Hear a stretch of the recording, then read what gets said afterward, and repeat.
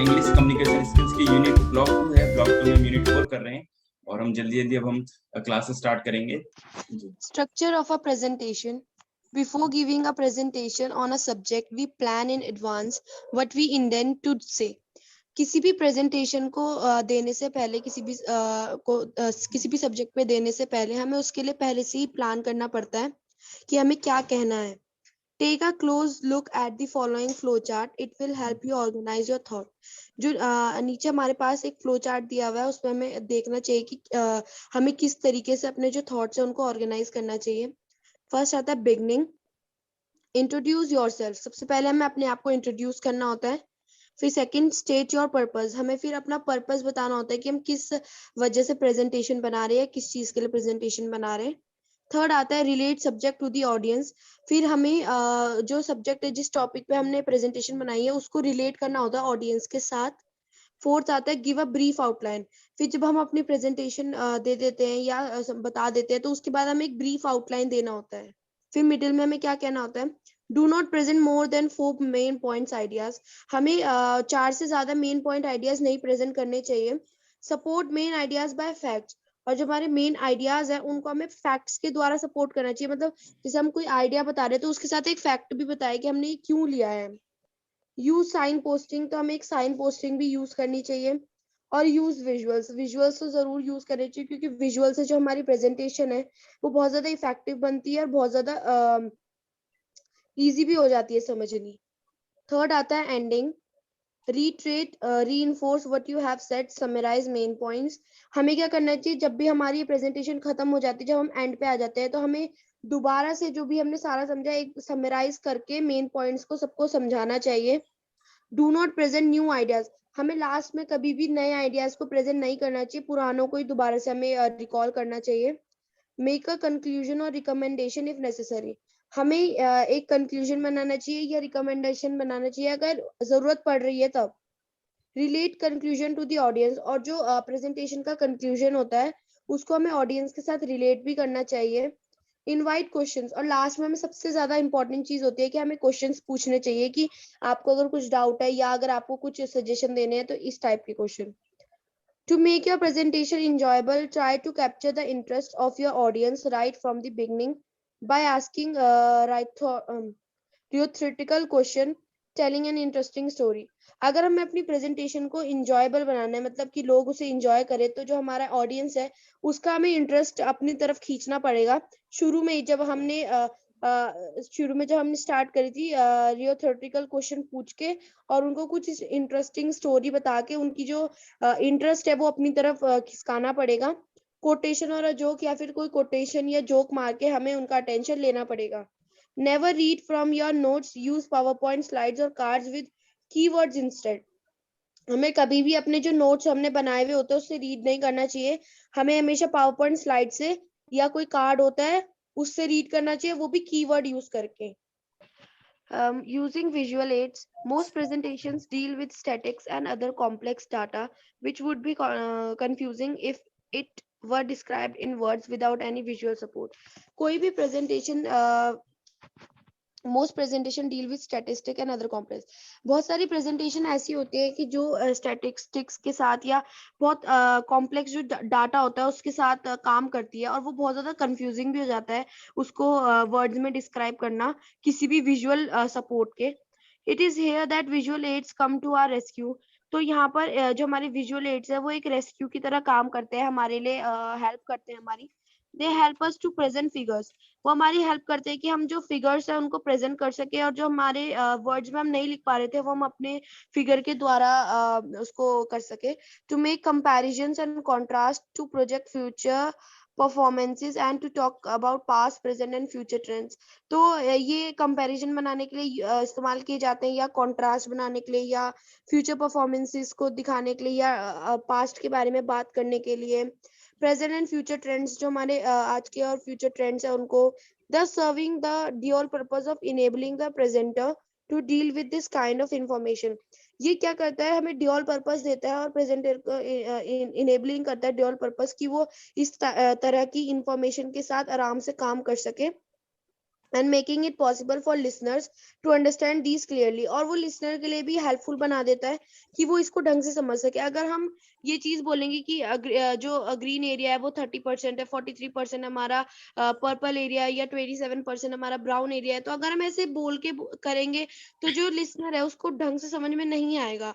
और अगर हम उसके सामने विजुअल या पाई चार्ट ऐसे रख देंगे तो उसे पता चलेगा हाँ कि भाई इतना जो हमारा 30% है ये ऐसा है, इस चीज के लिए काम आता है. तो ये समझने में हमें बहुत ज्यादा इजीली होता है.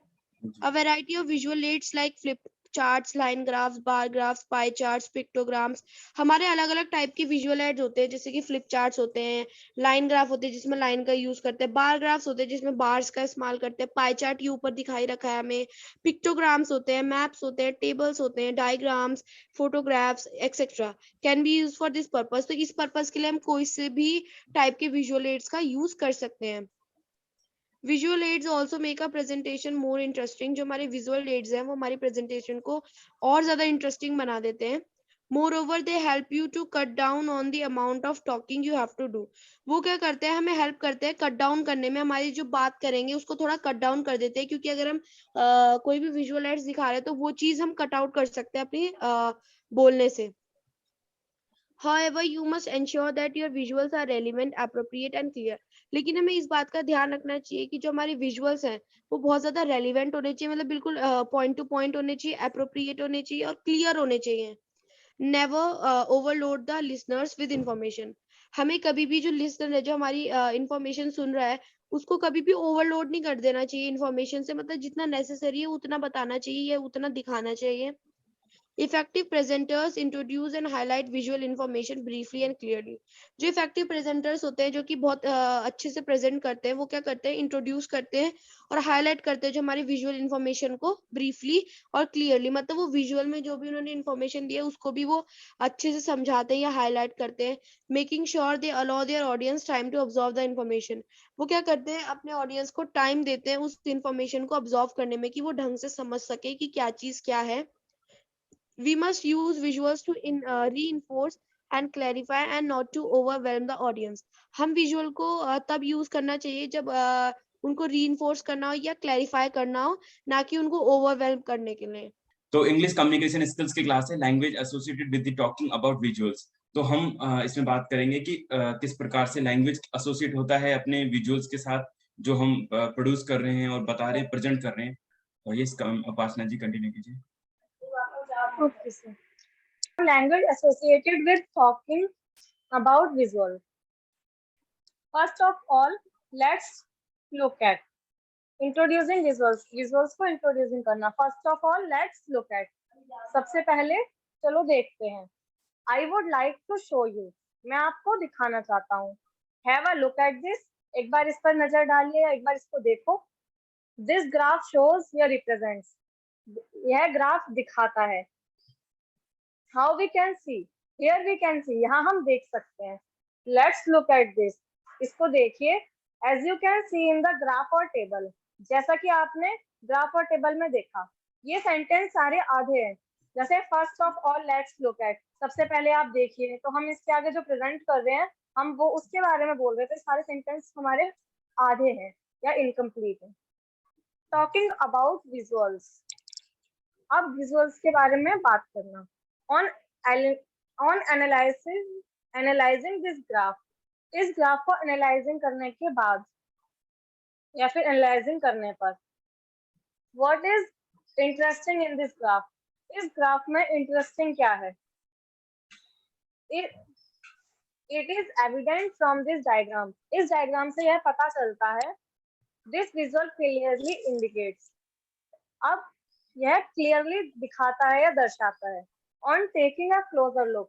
हम इसको ध्यान से देखने पर, अब ये भी विजुअल के बारे में बताया. On analyzing this graph, जो हमारी विजुअल है या फिर जो भी पिक्चर है उसको एनालाइजिंग करने के बाद क्या पता चलता है, इस ग्राफ में इंटरेस्टिंग क्या है, इस डायग्राम से हमें क्या विजुअल होता है या फिर क्लियरली क्या इंडिकेट होता है या फिर इसको ध्यान से देखने से क्या पता चलता है. Comparisons. This compares x. Graph में होता है एक्स एक्सिस होती है, वाई एक्सिस होती है, तो हम कंपेयर करते हैं एक्स को एक्स एक्सिस को वाई एक्सिस से. Let's compare the. उसके बाद अब हम ग्राफ जब ड्रॉ करते हैं तो उसमें कंपैरिजन भी करते हैं कि जैसे स्टॉक का हो गया या फिर हम किसी भी चीज का ग्राफ बनाते हैं. Here you see a comparison between, और सेम चीज ग्राफ में कंपैरिजन आप यहाँ पर इन दोनों के बीच में कंपेयर कर सकते हैं, डिफरेंस देख सकते हैं. A close look at these two pics chart shows. अब ध्यान से देखने पर ये दो चार्ट दिखाते हैं in sharp contrast to x.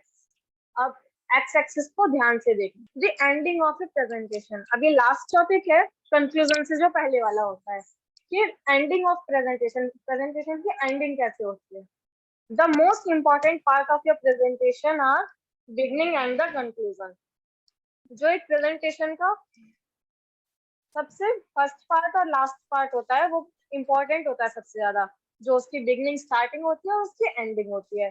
जैसे कि बोलते हैं first impression is the last impression and ऐसे करके. तो सबसे मेन होता है उसकी beginning and conclusion. Bye starting out well you capture the attention of the audience, and by concluding well you leave them with something to think over do. अब starting में आप उनकी अटेंशन ग्रैब करते हो या फिर उनकी अटेंशन को कैप्चर करते हो, एंड बाय कंक्लूडिंग या कंक्लूडिंग एंड में आप उनके लिए कुछ छोड़ कर जाते हो जिसके बारे में वो सोचें. An effective way to end is to review your points. एक इफेक्टिव वे है अपने पॉइंट्स को रिव्यू करना या फिर दोबारा से हल्का सा ऊपर से ओवरव्यू देना and connect them to your introduction, and उसके बाद अपने इंट्रोडक्शन से कनेक्ट करना. This also help with the overall coherence of your talk. This is also help with the overall coherence. ये आपकी ओवरऑल जो प्रेजेंटेशन होती है, टॉक होती है, उसके बारे में उसको रिकॉल कराता है या दोबारा से पूरी प्रेजेंटेशन को थोड़ा सा ओवरव्यू देता है. You need to restate the most important point of your presentation. अब आपको जो मोस्ट इम्पोर्टेंट पॉइंट्स होते हैं जो आपकी प्रेजेंटेशन के, and connect your conclusion with the main idea. और जो आपके कंक्लूजन है उनको जो प्रेजेंटेशन का मेन आइडिया या मेन थीम है उससे कनेक्ट करो. This helps the audience retain what you want to them remember. इससे उन्हें ध्यान रहेगा कि आप उन्हें क्या याद दिलाना चाहते हो या क्या याद रखवाना चाहते हो. जैसे कि स्टार्टिंग में बोला था, आप कंक्लूजन में कुछ ऐसा छोड़िए जिसके बारे में वो सोचें बाद में. इसको कंक्लूड करते हैं. जैसा भी आपने बहुत अच्छा पढ़ा, उपासना जी ने बताया कि हमें प्रेजेंटेशन कैसे देनी चाहिए और कन्वर्सेशंस को एंड कैसे करना चाहिए. एंड करना भी सबसे बेस्ट तरीके से उसको किसी प्रेजेंटेशन को हम एंड करना हमें चाहिए. ठीक है. Ending of presentations, the most important part of your presentations are beginning and end and conclusion. सबसे तो important part क्या होता है, कभी भी अपनी बात को starting कैसे करते हो और खत्म कैसे करते हो, यही सबसे important होता है. और बीच का material तो चलो चलता है long way में, लेकिन starting impression जैसे आपको ने सुना होगा कि first impression, तो पहली impression में अगर audience या जिस movie वगैरह भी चलती होगी तो आपने देखा होगा कि normal लोग starting को एक matter करता है कि starting कैसे हुई और फिर end में क्या हुआ. तो ये बहुत चीज, बीच में तो थोड़ी मोड़ी चीजें इधर उधर, ऐसा नहीं है कि बीच वाला पार्ट इंपॉर्टेंट नहीं है, लेकिन वो भी उतना ही है. किसी स्टूडेंट ने कुछ पूछना है तो पूछ सकते हैं. ये हमारी लास्ट टॉपिक था, एंडिंग ऑफ अ प्रेजेंटेशंस. तो इसमें आपने देखा कि उपासना जी ने बताया सारा. ठीक है, क्योंकि मुझे थोड़ा सा इसको सम अप करना है तो वो चीज करनी है. किसी ने कुछ पूछना है तो पूछ सकते हैं. Yes, thank you everyone for joining this class. हम आप कल कंटिन्यू कीजिए और हमारा प्रॉमिस था, कमिटमेंट जो था वो सेम है, सेम कमिटमेंट है कि हमारा इस एग्जाम से पहले आपका सिलेबस को कंप्लीट करना, अच्छे से रिवीजन अच्छे से करना और सारी चीज